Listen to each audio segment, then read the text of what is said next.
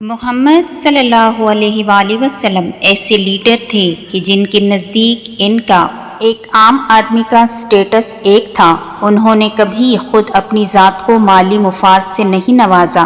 یہی وجہ تھی کہ لوگوں نے ان کا تب بھی ساتھ دیا کہ جب محمد صلی اللہ علیہ وآلہ وسلم غربت کی زندگی گزار رہے تھے، اور تب بھی ان کے اعتماد کا پیمانہ وہی تھا کہ جب محمد صلی اللہ علیہ وآلہ وسلم ایک عظیم سلطنت کے شہنشاہ تھے۔ میں زندگی کے 20 سال جیل میں گزار چکا تھا۔ ایک رات میں نے فیصلہ کر لیا کہ حکومت کی تمام شرائط کو مانتے ہوئے سرنڈر کر دوں، مگر پھر میرے دل میں حسین علیہ السلام اور کربلا کی تحریک کا خیال آیا، جو مجھے آزادی اور حریت کے لیے اٹھ کھڑے ہونے کا پیغام دے رہا تھا۔ اس کے بعد مجھے کبھی سرنڈر کرنے کا خیال نہیں آ سکا۔ مجھے افسوس ہے کہ میں آپ کے ساتھیوں میں شامل نہیں تھا۔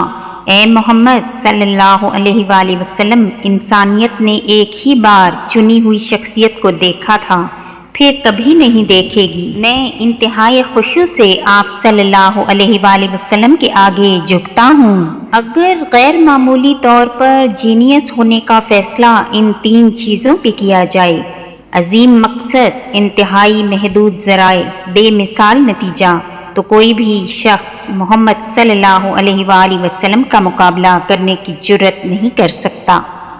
لفظ محمد فطرت کی آواز کا نام ہے۔ باقی جو کچھ بھی ہے وہ سب ہوا میں ہے، دھواں ہے۔ کائنات میں اگر کوئی شخص یہ دعویٰ کر سکتا ہے کہ اس نے منصفانہ طور پر ایمانداری سے حکومت کی ہے، تو وہ صرف محمد صلی اللہ علیہ وآلہ وسلم کی ذات ہے۔ یورپ شدید اضمحلال کی دہلیز پر ہے۔ شاندار ماتھے کے پیچھے شدید ذہنی دباؤ، دیوانگی، روحانی امراض، جنسی بے راہ روی، زنا والجبر اور بڑھتے ہوئے جنسی امراض پوشیدہ ہیں۔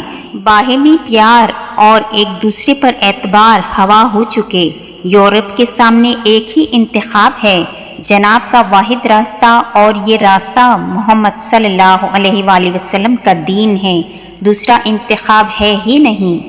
میں نے محمد صلی اللہ علیہ وآلہ وسلم کے مذہب کی حیران کن استقامت کی بنا پر ہمیشہ تعظیم کی ہے۔ میں سمجھتا ہوں کہ یہ وہ واحد مذہب ہے جس میں گہرائی ہے، اور یہی چیز لوگوں کے لیے دلکش ثابت ہوتی ہے۔ میں محمد صلی اللہ علیہ وآلہ وسلم کے مذہب کے بارے میں پیشن گوئی کرنا چاہتا ہوں کہ آج جسے یورپ کہتے ہیں، وہاں یہ مانا جانے لگے گا۔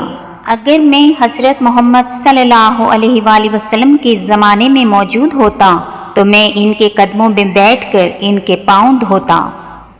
مجھے یقین ہے کہ اگر آج کی دنیا کی قیادت کرنے کے لیے محمد صلی اللہ علیہ وآلہ وسلم آ جائیں تو وہ تمام عالمی مسائل کو حل کرنے میں کامیاب ہو جائیں گے، اور ہم بالآخر خوشحالی اور اتفاق کی فضا میں زندگی بسر کر رہے ہوں گے۔ ہم پرندوں کی طرح ہوا میں اڑنا اور مچھلی کی طرح پانی میں تیرنا تو سیکھ گئے ہیں، بس اب یہ سیکھنا باقی ہے کہ زمین پر انسانوں کی طرح کیسے رہیں۔ لوگوں کے خدا سے رابطے کے طریقے پر انہیں مت پرکھو۔ ہر کسی کی عبادت کا اپنا طریقہ ہے۔